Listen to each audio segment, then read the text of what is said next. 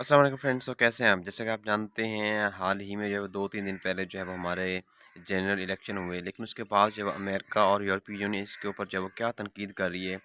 America और यूरोपीय union के जो सफ़ीर हैं, जो उनके वहाँ पे जो अवाम है, उनको जो वज़ारत दाखिला है, उनको ये कहना था कि ये पाकिस्तान में कुछ भी जो है वो ठीक होने नहीं जा रहा।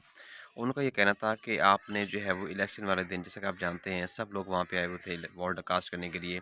तो जनरल इलेक्शन वाले दिन आप लोगों ने जो है वो वहाँ पे टोटली इंटरनेट को ऑफ़ कर दिया, सर्विसेज़ वहाँ पे जो है मुअत्तल कर दिए आपने।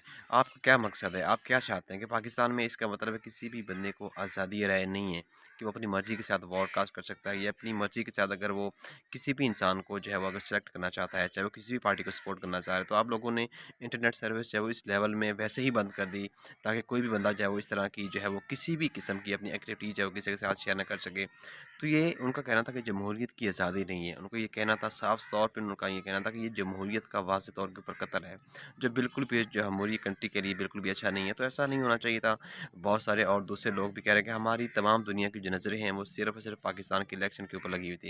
लेकिन पाकिस्तान में जो इस वक़्त रद्द-ए-अमल देखने को मिल रहा है, वहाँ पे जो धांधली हुई है, वहाँ पे जब दोबारा से पोलिंग जो है वो जैसा कि आप जानते हैं, बहुत सारे उम्मीदवारान का ये एक गिला था, शिकवा था कि हमारे साथ जो है वो धांधली हुई। जैसा कि आप जानते हैं मुल्तान से अगर आप देख लें तो यानी कि वो जो कुरैशी साहब की जो बेटी हैं, वो भी अब दोबारा जो है वो रिकाउंटिंग के ज़रिए अब दोबारा वो यानी कि हालाँकि जीत गई। पहले उनसे शिकस्त मिल चुकी थी उनको, लेकिन उनकी जो यानी कि वहाँ पे वो सीट थी वो उनसे ले ली गई थी, लेकिन अब दोबारा उनकी जो सीट है उनके हवाले कर दी गई है।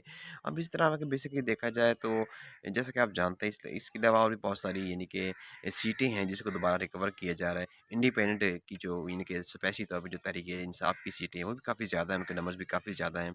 लेकिन अब हम हमारा कहने का मतलब ये था कि जो भी यानी कि अगर इस तरह आप यानी कि सीटों को ऊपर-नीचे करके आएँगे तो हमारी इस तरह जमहूरियत भी जो है वो ठीक से नहीं चलेगी। और दूसरी बात ये कि हमारी जो जमहूरियत के साथ-साथ हमारी जो पाकिस्तान की इकॉनमी है, हमारी जो मईशत है वो ऑलरेडी कितनी ज़्यादा डेड हो चुकी है।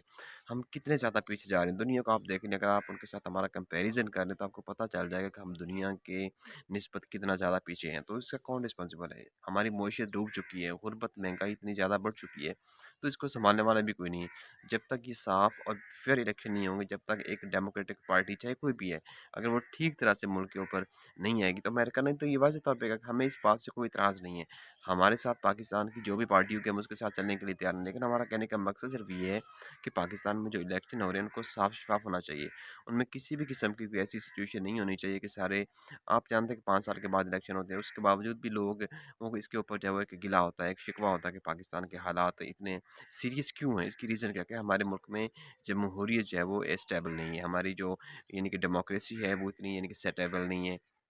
जिसकी वजह से बहुत सारे इश्यूज़ क्रिएट आ रहे हैं। जब एक कोई भी पार्टी जब जमहूरियत में आती है, जब उसको ठीक से काम करने का मौका नहीं मिलेगा, आप 2 साल बाद उसके पाँव खींच लेंगे, 3 साल के बाद उसकी टाँगें खींच लेंगे, तो इस तरह पाकिस्तान बहुत पीछे चला जाएगा। बहुत नुकसान हो रहा है। आप अंदाज़ा लगाएँगे इलेक्शन के ऊपर अरबों रुपया लगा है। अगर अरबों रुपया लगाने के ऊपर इतना पैसा खर्च करने के बावजूद भी अगर हमारे मुल्क के अंदर जो है वो इलेक्शन साफ़ और फेयर नहीं हो रहा, तो फिर क्या होगा? क्या हमारी इकोनॉमी को आप देख लें यार, आप इंडिया को देख लें आप बांग्लादेश को देख लें, आप अफ़गानिस्तान को देख लें, अगर आप लोग सिर्फ़ उनकी करेंसी को देख लें, तो आपको पता चल जाएगा कि वो यानी कि कंट्रीज़ हम हालाँकि बांग्लादेश क्यों अलहदा हुआ, क्यों अलग हुआ? उसमें भी हमारी ही हरकतों की वजह से, हमारे अपनी आदतों की वजह से, हमारे करतूतों की वजह से बांग्लादेश है वो अलग हुआ हमसे। उसकी रीज़न क्या थी कि हमारे अंदर जो है वो एक जमहूरियत नहीं है, हमारे अंदर इंसाफ़ नहीं है, तो इंसाफ़ कौन लेके आएगा? जब हमारे जो पॉलिटिशियंस हैं, जो हमारे सियासतदान हैं, वो चीज़ को क्यों नहीं समझ रहे? उस बात को अंडरस्टैंड क्यों नहीं कर पा रहे? इसकी रीज़न क्या है? आखिर वो किसके इशारों पे चल रहे हैं? चाहे इस ये चीज़ मैटर नहीं करती कि कौन जो है वो इसको आगे लेके जाना चाहता है। मकसद ये है कि हमें इस बात से कोई इतराज़ नहीं है कि कौन-सी पार्टी हमारे मुल्क में आ रही है, ये कौन-सी पार्टी जो है वो इस दफ़ा हुकूमत बनाने जा रही है। लेकिन कहने का मकसद सिर्फ़ ये है कि चाहे जो भी पार्टी जो है वो हुकूमत में आती है, तो उसको अपनी अवाम के लिए काम करना चाहिए, अपनी इस यंग जनरेशन के लिए काम करना चाहिए।